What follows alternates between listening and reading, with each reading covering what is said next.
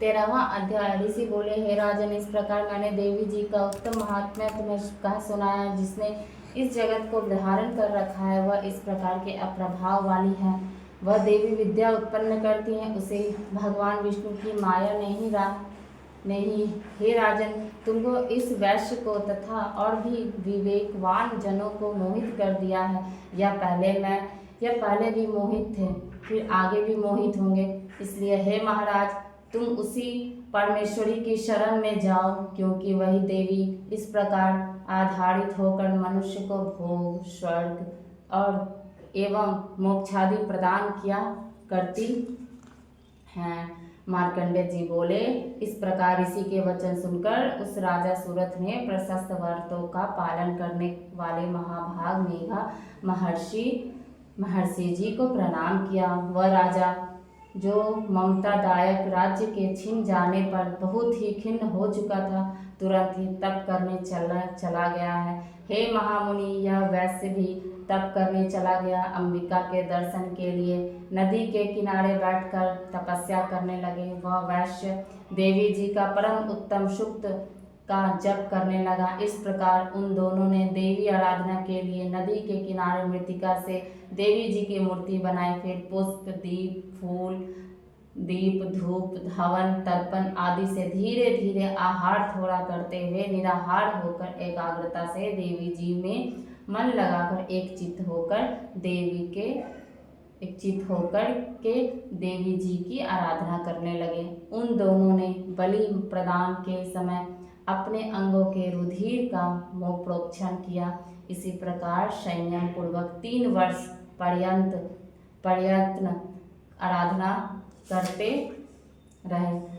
तब तो जगत को धारण करने वाली देवी ने प्रत्यक्ष होकर दर्शन दिया और राजा से चंडिका देवी जी बोली, हे राजन, हे कुल नंदन, तुम दोनों जिस अभिष्ट की प्राप्ति के लिए मेरी प्रार्थना करते रहे हो वह मुझसे मांगो, मैं प्रसन्न हूँ, तुम्हें सब कुछ दूंगी। मार्कंडेय जी बोले, तब राजा ने दूसरे जन्म के लिए अक्षय रहने वाला राज्य मांगा और इस जन्म में शत्रु सेना को बलपूर्वक नाश करके फिर अपने राज्य की प्राप्ति का वर मांगा। वैसे तो चित्त संसार से खिन्न हो चुका था, इसलिए उस ज्ञान का वर मांगा जिसके द्वारा संसार की अहंता, ममतात्मक आसक्ति नष्ट हो जाए। देवी बोली, हे राजन, थोड़े दिन तक तुम अपना राज्य पालोगे, कठिनता के बिना ही अपने शत्रुओं को नाश करोगे, वहीं पर तुम्हारा राज्य स्थिर हो जाएगा। फिर देहांत होने पर सूर्य देव के अंश द्वारा जन्म पाकर इस पृथ्वी पर तुम सार्वजनिक नाम के मनु होगे। हे श्रेष्ठ वैश्य, तुमने जो वर मांगा है मैं उसी वर को देती हूँ। मोक्ष प्राप्ति के लिए तुम्हें उस ज्ञान की प्राप्ति होगी। मार्कंडेय जी बोले, इस प्रकार देवी जी ने उन्हें अभिलाषित वर दिए। फिर उन दोनों की भक्तिपूर्वक की हुई स्तुति से प्रसन्न होकर देवी तत्काल ही अंतर्ध्यान हो गई। इस प्रकार वह क्षत्रिय श्रेष्ठ सूरथ देवी से वर पाकर फिर सूर्य से उत्पन्न होकर सार्वनी नामक मनु हुआ। जय माता दी।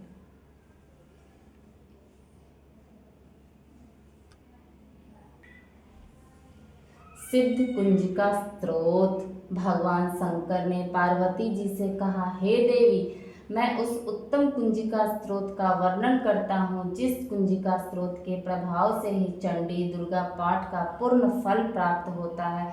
कवच, अर्गला, कीलक और तीनों रहस्य, देवी सूक्त, रात्रि सूक्त, प्रथम, मध्य, उत्तम चरित्र के ध्यान, न्यास, पूजन आदि जो कि दुर्गा सप्तशती पाठ के लिए आवश्यक है, ये सभी केवल कुंजिका स्त्रोत के पाठ मात्र से ही दुर्गा सप्तशती पाठ का फल प्राप्त होता है। हे देवी, यह कुंजिका स्त्रोत अत्यंत गोपनीय एवं देवताओं के लिए भी दुर्लभ है। अतः हे पार्वती, अपने गुप्तांग के समान इसे गुप्त ही रखना चाहिए। कुंजिका स्त्रोत के पाठ मात्र से ही मारण, मोहक, वशीकरण, स्तंभन तथा उच्चाटन आदि सभी कार्य सिद्ध होते हैं। मंत्र ओम ऐं ह्रीं क्लीं चामुंडाय विच्चे। ओम ग्लौं हूं क्लीं जूं सः ज्वालाय ज्वालाय ज्वल ज्वल प्रज्वल प्रज्वल। ऐं ह्रीं क्लीं चामुंडाय विच्चे। ज्वल हम सम लम छम फट स्वाहा। कुंजिका स्त्रोत शिव स्वरूपिणी मधुकैटभ नाशिनी महिषासुर धातनी और निशुंभ नामक दैत्य को नष्ट करने वाली आपको नमस्कार हो। हे महादेवी, आप मेरे जप को सिद्ध करें। आप ऐं रूप से जगत की उत्पत्ति, ह्रीं रूप से पालन, क्लीं रूप से संहार करने वाली, चामुंडा रूप से चंड नामक दैत्य का वध करने वाली, ये स्वरूप से भक्तों को अभिष्ट कर वर देने वाली, विच्चे रूप से अभय प्रदान करने वाली, नरवान मंत्र स्वरूप वाली हे जगदम्बा, आपको नमस्कार हो। धाम धीम धूम स्वरूप धुर्जटी शंकर की पत्नी, वाम वीं वोम स्वरूप वाग्वाणी की अधीश्वरी सरस्वती, क्राम क्रीं क्रूं रूपिणी कालिका, साम श्री साम शेम शोम स्वरूपिणी शांति देवी मेरा कल्याण करे।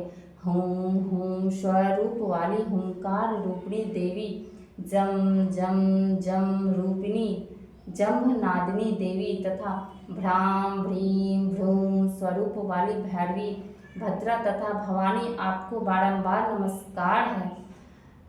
अंक कंक चंक टंक तंक से कुरु कुरु स्वाहा तप पाठ करें। पाम पीं पोम स्वरूपिणी पार्वती, मुरना खां खीं खूं रूपिणी खेचरी एवं म्लां म्लीं म्लूं मूल विस्तिरूर रूपिणी कुंजिका देवी को नमस्कार है तथा शाम शीम शोम स्वरूप वाली दुर्गा सप्तशती के समस्त मंत्रों की सिद्धि हे देवी मुझे प्राप्त हो। इस कुंजिका स्त्रोत के पाठ मात्र से ही दुर्गा सप्तशती के समस्त मंत्र सिद्ध होते हैं। हे पार्वती, इस गुप्त स्त्रोत का रहस्य नास्तिक अर्थात शास्त्र में अश्रद्धालु जनों के लिए नहीं बताना चाहिए। हे देवी, जो इस कुंजिका स्त्रोत का पाठ बिना दुर्गा सप्तशती का पाठ करता है वह अरण्य जंगल में रोदन के समान सिद्धि प्राप्त नहीं होती, अर्थात उसका सप्तशती पाठ व्यर्थ होता है। क्षमा प्रार्थना। पार्वती परमेश्वरी, मेरे द्वारा रात दिन सहस्त्रों अपराध होते हैं, यह मेरा दास है, ऐसा समझकर मेरे उन अपराधों को तुम कृपा पूर्वक क्षमा करो। परमेश्वरी, मैं आह्वान नहीं जानता, विसर्जन करना नहीं जानता तथा पूजा करने का ढंग भी नहीं जानता, क्षमा करो। देवी सुरेश्वरी, मेरे जो मंत्रहीन क्रियाहीन और भक्तिहीन पूजन किया है वह सब आपकी कृपा से पूर्ण हो। सैकड़ों अपराध करके भी जो तुम्हारे शरण में जा जगदम कह के पुकारता है उसे वही गति प्राप्त होती है जो ब्रह्मादि देवताओं के लिए भी सुलभ नहीं है। जगदम्बिके, मैं अपराधी हूँ किंतु तुम्हारे शरण में आया हूँ। इस समय दया का पात्र हूँ किंतु तुम्हारे शरण में आया हूँ। इस समय दया का पात्र हूँ, जैसा चाहो करो। देवी परमेश्वर, या ज्ञान से, भूल से अथवा बुद्धि भ्रांत होने के कारण मैंने जो न्यूनता या अधिकता कर दी है वो सब क्षमा करो और प्रसन्न हो। हे सच्चे ज्ञान स्वरूपा परमेश्वरी, जगत माता कामेश्वरी, तुम प्रेम पूर्वक मेरी यह पूजा स्वीकार करो और मुझ पर प्रसन्न रहो। देवी सुरेश्वरी, तुम गोपनीय सभी गोपनीय वस्तु की रक्षा करने वाली हो, मेरे निवेदन किए हुए जप को ग्रहण करो। जय माता दी।